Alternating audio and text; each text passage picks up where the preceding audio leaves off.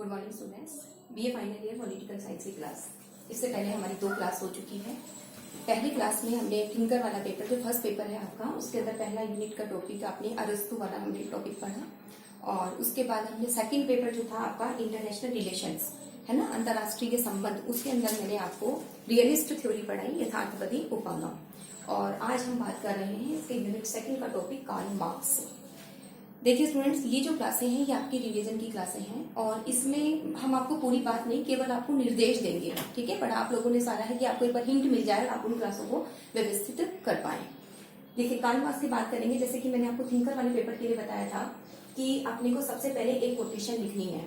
तो Karl Marx, जिन्होंने गरीबों, जो मजदूर वर्ग है, उसके लिए काम किया है, पूंजीवादी व्यवस्था का अंत करने की बात कही है। और कार्ल मार्क्स का एक फेमस कोटेशन है कि मजदूरों, तुम्हारे पास होने के लिए सिवाय बेड़ियों के कुछ नहीं है, और जीवन जीने के लिए तुम्हारे पास पूरा विश्व है। और उसने आह्वान किया था कि दुनिया के मजदूरों एक हो जाओ, है ना। ये कार्ल मार्क्स का फेमस कोटेशन है, इसके बारे में आप बताएं। तो कार्ल मार्क्स के बारे में, जैसे कि एक क्रांतिकारी विचारक थे ये, और एक क्रांतिकारी विचारक ही नहीं थे बल्कि वैज्ञानिक समाजवाद के ये प्रवर्तक थे। और ये एक इतिहासकार भी थे, एक राजनीतिज्ञ भी थे, है ना, एक शिक्षक भी थे, पत्रकार भी थे।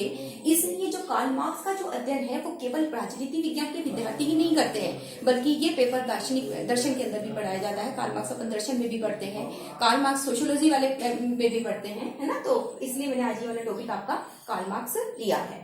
कार्ल मार्क्स की बात करें तो सबसे पहले इसका जीवन परिचय देखें। इनका जन्म कहाँ हुआ था। सबसे पहले अपन बात करें कार्ल मार्क्स के जन्म की। तो इनका जो जन्म है वो जर्मनी के राइन नगर के अंदर हुआ था। इनका जन्म जर्मनी के अंदर हुआ था। जब इनका जन्म हुआ, जब ये 6 वर्ष के थे, तो 6 वर्ष की आयु में, जो इनका 6 वर्ष तक की आयु तक जो इनका पालन पोषण था वो यहूदी धर्म के अनुसार हुआ था। और फिर बाद में इनके परिवार ने 6 वर्ष तक तो इनका यहूदी जो धर्म था उसके अनुसार इनका पालन पोषण हुआ, और उसके बाद इनका जो परिवार था उन्होंने ईसाई धर्म अपना लिया था। कौन सा अपना लिया था? ईसाई धर्म। और इनका जो परिवार था, उनके खुद भी परिवार के अंदर ही थे, परिवार के ही साथ थे। तो ईसाई, तो ये यहूदी जो धर्म था उसको ये हीन दृष्टि से देखने लग गए थे। इनको विधि के, जैसे फिर ये थोड़ा सा बड़े हुए, तो बड़ा होने के बाद इनको विधि के अध्ययन के विधि का अध्ययन करने के लिए भेजने का जोर दिया गया कि आप जाके कानून का अध्ययन करो। लेकिन जो इनकी जो रुचि थी वो किसमें थी? इनकी रुचि इतिहास और दर्शन पर थी। ठीक है, बहुत पढ़ाई की इन्होंने, है ना, और पढ़ाई करी, और पढ़ाई के अंदर इन्होंने जो पढ़ाई की उसके अंदर ये बर्लिन विश्वविद्यालय तक गए। ठीक है, जेना विश्वविद्यालय से इन्होंने डॉक्टरेट की उपाधि ली। जेना विश्वविद्यालय से इन्होंने किसकी उपाधि ली? डॉक्टरेट की उपाधि की। और इनका जो शोध विषय था वो क्या था? इनका शोध विषय था कि द्वंद्वात्मक का आलोचनात्मक विवेचन। इनका जो एक सिद्धांत है ना, द्वंद्वात्मक भौतिकवाद का सिद्धांत, तो वो सिद्धांत भी देने का बहुत कुछ कारण ये था क्योंकि इनका शोध का जो विषय था वो भी क्या था? द्वंद्वात्मक जो है उसका भौतिकवाद का आलोचनात्मक विवेचन। ठीक है, फिर चूंकि ये क्रांतिकारी विचारधारा थी, इन्होंने पीएचडी कर ली। फिर ये अध्यापक, इन्होंने चाहा कि मैं अध्यापक बनूं। ठीक है, लेकिन चूंकि क्रांतिकारी विचार थे, है ना, तो इसलिए अध्यापक नहीं बन सके। फिर इन्होंने किसके बारे में? राज्य के बारे में, है ना, धर्म जो चल रहा था, धर्म के बारे में, कुरीतियों के खिलाफ इन्होंने मतलब लिखना शुरू कर दिया, उनकी आलोचना करना शुरू कर दिया। तो जो जर्मनी की जो सरकार थी उन्होंने इसे क्या कर दिया? जर्मनी से निष्कासित कर दिया। जब आप सरकार की आलोचना कर रहे हैं, राज्य की आलोचना कर रहे हैं, धर्म की आलोचना कर रहे हैं, तो जर्मनी की सरकार ने इसको क्या किया? जर्मनी से निष्कासित कर दिया। अब ये जर्मनी से चले गए। अब जर्मनी से ये कहाँ गए? ये गए फ्रांस। ठीक है, फ्रांस में गए तो जाने के बाद इनका जो परिचय है वो फ्रूदो से हुआ। ठीक है, फ्रूदो के साथ जब ये मिले, ठीक है, तो फ्रूदो के साथ मिलकर इन्होंने फ्रेंच समाजवाद का अध्ययन किया। किसका अध्ययन किया? फ्रेंच समाजवाद का इन्होंने अध्ययन किया। ठीक है, फ्रेंच समाजवाद का इन्होंने अध्ययन किया। फिर उसके बाद ये फ्रेडरिक एंजल से मिले। किससे मिले? फ्रेडरिक एंजल से मिले।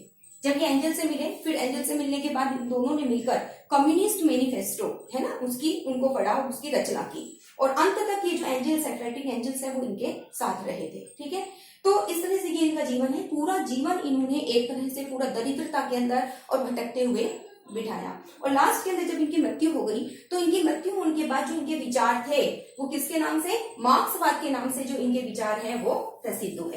ठीक है। और आज उनके जो विचारों को जो हम पढ़ते हैं वो किस थ्योरी के अंदर पढ़ते हैं, मार्क्सिज्म थ्योरी पढ़ते हैं। ये बीए पार्ट फर्स्ट के अंदर भी आपका पेपर चलता है ना। सोशियोलॉजी के विद्यार्थी पढ़ते हैं, फिलोसफी के स्टूडेंट्स इसको पढ़ते हैं। तो मार्क्सवाद के नाम से इनके जो विचार है वो आज प्रचलित है। जो मार्क्सवाद है इसके अंदर आप कहें कि कार्ल मार्क्स के विचार है, ऐसा नहीं है।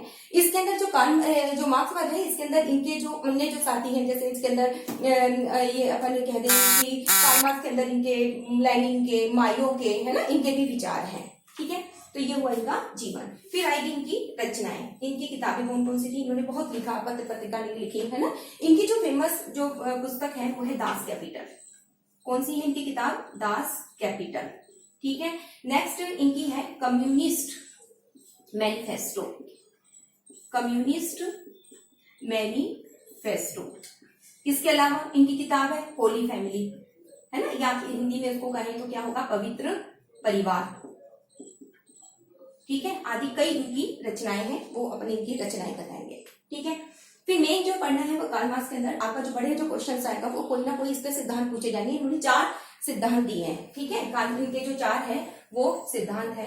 पहला सिद्धांत है इनका द्वंद्वात्मक भौतिकवाद का सिद्धांत। कौन सा सिद्धांत है, द्वंद्वात्मक भौतिकवाद का सिद्धांत। दूसरा है वो है इतिहास की आर्थिक व्याख्या का सिद्धांत, है ना, इतिहास की आर्थिक व्याख्या का सिद्धांत। ठीक है। और तीसरा सिद्धांत क्या है इसका, वर्ग संघर्ष का सिद्धांत। और चौथा है इनका वो है सरप्लस थ्योरी। ठीक है, सरप्लस वैल्यू थ्योरी, यानी अतिरिक्त मूल्य का सिद्धांत। इस तरह से 4 सिद्धांत है। एग्जामिनर आपसे किसी भी एक सिद्धांत के ऊपर वो आपसे बड़ा कोई प्रश्न पूछ सकता है कि वो एक बड़ा प्रश्न आ सकता है। तो अब हम थोड़ी थोड़ी हम 4 सिद्धांतों की बात कर लेंगे। ठीक है, मैं आपको 4 सिद्धांत एक बार थोड़े से अच्छे से वो बता देती हूँ। ठीक है, तो सबसे पहले अपन बात करेंगे पहला सिद्धांत इनका जो है वो कौन सा है। पहला सिद्धांत है इनका, कौन सा सिद्धांत है, द्वंद्वात्मक भौतिकवाद। इसको अंदर इन्होंने कहा कि भौतिक पदार्थों में क्या होता है, द्वंद्ववाद होता है। देखिए, इसको यदि आप देखेंगे तो 2 शब्दों से मिलकर बना है, द्वंद्वात्मक प्लस भौतिकवाद। ठीक है, तो सबसे पहले अपन बात करेंगे किसकी बात करेंगे, द्वंद्वात्मक की। ठीक है, तो द्वंद्व होता है ना, ये कहता है द्वंद्ववाद। पहला सिद्धांत क्या है, पहला शब्द क्या है इसका, द्वंद्ववाद। द्वंद्ववाद का क्या मतलब है, द्वंद्व होता है ना, यानी 2 पदार्थों के बीच में क्या होता है। आज हमारी लाइफ है, हमारा जो जीवन चल रहा है उसके अंदर भी द्वंद्व होता है ना। तो विचार होते हैं, 2 जने बैठे हैं, उनके विचारों के अंदर तालमेल नहीं बैठा तो विचारों के अंदर द्वंद्व हो जाता है। ठीक है, तो इन्होंने ये जो बात ली थी वो कहां से ली थी, हीगल से ली थी। अंतर क्या था, हीगल ने इसके अंदर किसको माना था, पदार्थ, हीगल ने उसको विचार को माना था। ठीक है, जबकि इन्होंने किसको माना, इन्होंने पदार्थ को माना था। ठीक है, तो द्वंद्व का मतलब, द्वंद्वात्मक मतलब आपको समझ में हो गया। फिर है भौतिकवाद। भौतिकवाद, देखिए जब भी किसी चीज के पीछे वाद आ जाता है, ठीक है, तो वाद का मतलब होता है विचारधारा। विचारधारा क्या होती है, नियमों का, है ना, विचारों का एक समुच्चय, क्रमबद्धता लिया हुआ जो समुच्चय होता है वो वाद होता है। तो इन्होंने कहा कि भौतिकवाद यानी भौतिक के लिए इन्होंने क्या कहा, भौतिक क्या होता है, पदार्थ होता है। ठीक है, और मार्क्स ने क्या कहा, ये जो पदार्थ होता है, इस पदार्थ के अंदर क्या पाई जाती है, गतिशीलता पाई जाती है, इसमें परिवर्तन होता रहता है। ठीक है, जैसे आप देखिए पहिए का आविष्कार हुआ। ठीक है, तो पहिए का आविष्कार हुआ, सबसे पहले जो पहिया है वो किसका बनाया गया, पत्थर का बना।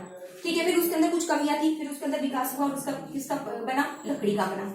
ठीक है, पहले पत्थर का बना, फिर लकड़ी का बना, फिर उसके अंदर अपने चेंज किया, फिर किसका बना, लोहे का, फिर किसका बना, रबड़ का, और आज करंट के अंदर क्या आ गए, ट्यूबलेस टायर आ गए। ठीक है, तो यानी एक के अंदर कमी होती है तो वो दूसरा उसको पूर्ति कर लेता है, यानी एक के कमी के बाद दूसरे का क्या होता है, विकास होता है। तो इस तरह से पदार्थों के अंदर क्या होता है, विकास। तो इसके अंदर इन्होंने क्या कहा, इसके अंदर वो कहता है, मार्क्स कह रहे हैं कि जो द्वंद्व होता है भौतिक पदार्थों के अंदर, आपस में क्या होता है, द्वंद्व होता है, और द्वंद्व के फलस्वरूप फिर एक क्या बनती है, एक नई, उसमें विकास होता रहता है, परिवर्तन रहता है, उससे परिवर्तन आता है। ठीक है, अब इसके अंदर इसकी जो कोई मान्यताएं आप बनाएंगे द्वंद्वात्मक भौतिकवाद की, सबसे पहले आपका क्या आ जाएगा, इसका अर्थ आ जाएगा। ठीक है, सबसे पहले अपन क्या कर लेंगे, इसका अर्थ के बाद अपन क्या बताएंगे, इसकी मान्यताएं। ठीक है, मान्यताओं के अंदर आपके बताएंगे, मान्यताओं के अंदर वही बात आ जाएगी जो मार्क्स ने कही है। क्या बात कही, उसने कहा कि वे पदार्थ है वो एक दूसरे पर क्या होते हैं, निर्भर होते हैं। ठीक है, और ये जो विकास होता है वो कहता है कि प्रत्येक पदार्थ है वो सदैव क्या होते हैं, परिवर्तनीय होते हैं। ठीक है, सदैव क्या होते रहते हैं, उनमें परिवर्तन होता रहता है। ये जो परिवर्तन होता है वो कैसा होता है, वो परिवर्तन होता है कैसा होता है, मात्रात्मक भी होता है और गुणात्मक भी होता है। ठीक है, जैसे मात्रात्मक का मतलब होता है क्वांटिटी बेसिस। जैसे कि आपने गेहूं का कोई दाना है वो जमीन के अंदर बोया है, ठीक है, तो उसका अंकुर है वो कई दिनों में परिणित होगा, तो वो कौन सा परिवर्तन हो गया, मात्रात्मक परिवर्तन। गुणात्मक परिवर्तन जैसे कि कौन सा हो गया, जैसे पानी है, पानी का बर्फ बन रहा है और बर्फ है, फिर बर्फ का क्या बन रहा है, वापस पानी बन रही है, तो वो कौन सा परिवर्तन हो गया, मल्टीपल यानी गुणात्मक परिवर्तन हो गया। ठीक है, तो इस तरह से इन्होंने फिर इसकी कई मान्यताएं आएगी। ठीक है, मान्यताओं के अंदर जैसे एक पदार्थ एक दूसरे पर निर्भर होते हैं, प्रत्येक पदार्थ, इनमें सदैव क्या होता रहता है, परिवर्तन होता है। परिवर्तन कैसा होता है, मात्रात्मक भी होता है और गुणात्मक भी होता है, और कई बातें इसकी जो भी है वो अपन इनकी मान्यताओं में ले लेंगे। फिर बाद में इन्होंने मान्यताओं के बाद इसके अंदर इन्होंने फिर इसके बताई है द्वंदात्मक प्रक्रिया। द्वंदात्मक प्रक्रिया हीगल से लिया है इन्होंने ये, है ना। इसके अंदर इन्होंने 3 बातें बताई हैं। एक तो वाद, वाद से क्या होता है, प्रतिवाद, और प्रतिवाद के बाद क्या आ जाता है, संवाद। ठीक है, अब वाद क्या होता है, जैसे गेहूं का दाना है, ठीक है, वाद इसके अंदर क्या लिया, वाद के अंदर जैसे आपने गेहूं है, ठीक है, गेहूं का बीज है, वो जमीन में डाला है, तो वो तो क्या हो गया, वाद। प्रतिवाद यानी इससे क्या बन रहा है, आपका पौधा बन रहा है, ठीक है, पौधा मतलब ऊपर निकल के आ रहा है, तो वो क्या हो गया, प्रतिवाद। और वो नष्ट होकर फिर कई अन्य दानों के रूप में अंकुरित होकर आ रहा है, तो वो क्या हो गया, संवाद। ठीक है, तो ये इन्होंने प्रक्रिया बताई, इस प्रक्रिया को आप बताएंगे। ठीक है, प्रक्रिया बताने के बाद फिर अपन इस सिद्धांत की क्या बताएंगे, विशेषताएं। क्या बताएंगे, विशेषताएं। विशेषताओं में भी वही बिंदु आ जाएंगे आपके। ठीक है, जैसे सबसे पहला बिंदु है ये आंगिक एकता का सिद्धांत है। किसका सिद्धांत है ये, आंगिक एकता का सिद्धांत है। ठीक है, सेकंड विशेषता आप इसके अंदर कह सकती हैं क्या है, परिवर्तनशीलता होती रहती है। ठीक है, फिर नेक्स्ट आप कह सकती हैं इसके अंदर गतिशीलता होती रहती है। ठीक है, परिवर्तनशीलता होती रहती है।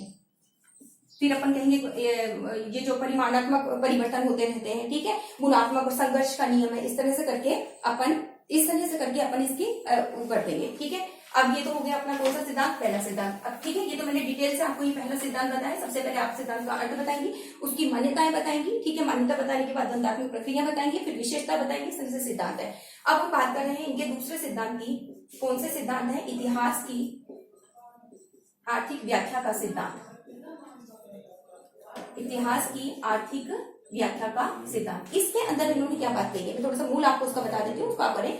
ये कहता है कि इतिहास के अंदर जो भी परिवर्तन होते हैं वो किससे होते हैं, भौतिक और सामाजिक कारणों से होते हैं। ठीक है, मतलब ये सहमत नहीं है उन लोगों से, उन विचारकों से, उनसे कि जो ये कहते हैं कि जो इतिहास है वो महान व्यक्तियों के कार्यों का परिणाम है। ठीक है, ये कहते हैं इतिहास में जो परिवर्तन है वो किससे होते हैं, भौतिक और सामाजिक कारणों से होते हैं। इसके अंदर इन्होंने आधार और अधिरचना के अंदर परिवर्तन भी किया है। ठीक है, इस तरह से आधार बताया है कि आधार और अधिरचना के अंदर इन्होंने अंतर भी क्या आपको डिटेल से क्लासेस में बताई है। और इतिहास के विकास पर जो आर्थिक कारणों का जो प्रभाव है उसके लिए इन्होंने बताने के लिए उन्होंने 5 अवस्थाएं बताई है।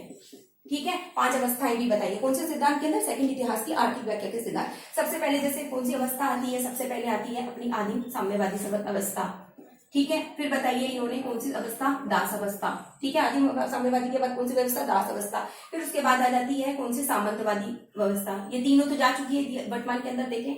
फिर उसके बाद सामंतवादी के बाद कौन सी आएगी, पूंजीवादी व्यवस्था आ जाएगी। ठीक है, पूंजीवादी के बाद सर्वहारा का अधिनायकत्व और फिर साम्यवादी व्यवस्था। ठीक है, तीसरे से करके ये सिद्धांत आपको सेकंड बताना है।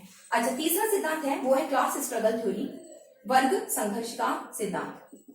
अब इस सिद्धांत के अंदर उसने क्या बात कहा है, मार्क्स ने उसने कहा है, इसके अंदर उसने समाज में होने वाले परिवर्तन को बताया है। वो कह रहा है कि कैसे एक साधन संपन्न जो वर्ग है वो साधनहीन वर्ग का क्या करता है, शोषण करता है। इस सिद्धांत के अंदर उसने इस चीज को एक्सप्लेन किया है। चौथा है वो है अपना अतिरिक्त, चौथा सिद्धांत इसका कैसा है, अतिरिक्त मूल्य का सिद्धांत। ठीक है, इस सिद्धांत के अंदर उसने क्या कहा है, उसने कहा है कि कैसे पूंजीपति है वो श्रमिकों का शोषण करता है और एक बड़ी मात्रा में उस पूंजी को एकत्रित कर लेता है जिस पर उसका कोई भी श्रम नहीं लगता है। ठीक है, तो इस तरह से आप इसका जो भी सिद्धांत पूछेंगे अपन उसको बताएंगे, और सिद्धांत बताने के बाद फिर अपन जो भी चारों सिद्धांत थोड़ा थोड़ा बता के जिस सिद्धांत की डिस्कस है वो करेंगे और उसके बाद उसको डिटेल करेंगे। फिर मार्क्स की वर्तमान समय में क्या देन है, प्रासंगिकता है। ठीक है, धन्यवाद।